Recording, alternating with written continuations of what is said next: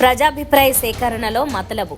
కూటమి సర్కార్ ఏర్పడి 6 నెలలు దాటిపోయింది. ఎన్నికల ప్రచారంలో ఇచ్చిన హామీల్లో నెరవేరాల్సినవి చాలా ఉన్నాయి. తమకిచ్చిన హామీ సంగతేంటని వాలంటీర్లు ఇప్పటికే రోడ్డెక్కారు. అంగన్వాడీల పరిస్థితి ఇంతే. 108 అంబులెన్స్ భవిష్యత్ ఏంటో అర్థం కాక ఉద్యోగులు ఆందోళన బాట పడ్డారు. ఇక సూపర్ 6 పథకాల అమలు గురించి వైసీపీ నాయకులు పదే పదే ప్రశ్నిస్తున్నారు. వాటి అమలు కోసం ప్రజలు ఎదురు చూస్తున్నారు. ఈ నేపథ్యంలో పథకాలపై ప్రజాభిప్రాయ సేకరణ అనే అంశం తెరపైకి రావడం చర్చనీయాంశమైంది. నిజంగా ప్రజలకు మంచి చేయడానికి వారి అభిప్రాయాలను పరిగణలోకి తీసుకుంటే అంతకంటే కావాల్సింది ఏముంటుంది? అయితే పాలకులు పైకి చెప్పేదొకటి, చేసేది మరొకటి అనే రకంగా ఉండడం వల్లే ప్రతిదీ అనుమానించాల్సి వస్తోందని జనం అంటున్నారు. కూటమి సర్కార్ అమలు చేసే పథకాలు, చేపట్టే కార్యక్రమాలు, తీసుకునే నిర్ణయాలపై ప్రజాభిప్రాయాన్ని తీసుకున్న తర్వాతే ముందుకెళ్లాలని భావిస్తోందట. రానున్న రోజుల్లో ప్రభుత్వం అమలు చేసే పథకాలపై ఇంటరాక్టివ్ వాయిస్ రెస్పాన్స్ సిస్టమ్ ద్వారా ప్రజాభిప్రాయాల్ని తెలుసుకోనుంది.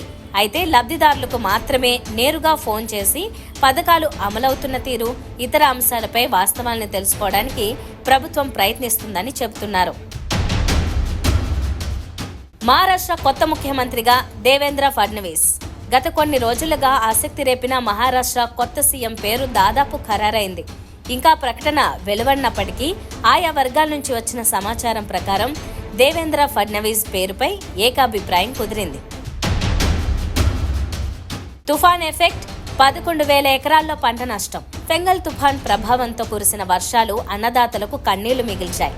తిరుపతి, చిత్తూరు, నెల్లూరు, కోనసీమ జిల్లాల్లోని 11,157 ఎకరాల్లో పంట నష్టం జరిగినట్లు వ్యవసాయ శాఖ అంచనా వేసింది. కన్నడ నటి శోభిత ఆత్మహత్య. కన్నడ బుల్లితెర నటి శోభిత ఆత్మహత్యకు పాల్పడ్డారు. గచ్చిబౌలి శ్రీరామ్ నగర్ కాలనీలోని సి బ్లాక్లో ఉన్న ఆమె ఇంట్లో ఫ్యాన్కు ఊరేసుకుని ఆత్మహత్యకు పాల్పడినట్టు పోలీసులకు సమాచారం. సీమలో రెండో రాజధాని పెట్టాలి. కర్నూలులో ఏర్పాటు చేస్తున్న హైకోర్టును అమరావతికి తీసుకెళ్లి ఇక్కడ బెంచ్ ఏర్పాటు చేస్తామని చెప్పడం సరికాదని, రాయలసీమలో రెండో రాజధాని ఏర్పాటు చేయాలని మాజీ మంత్రి సాకే శైలజానాథ్ డిమాండ్ చేశారు.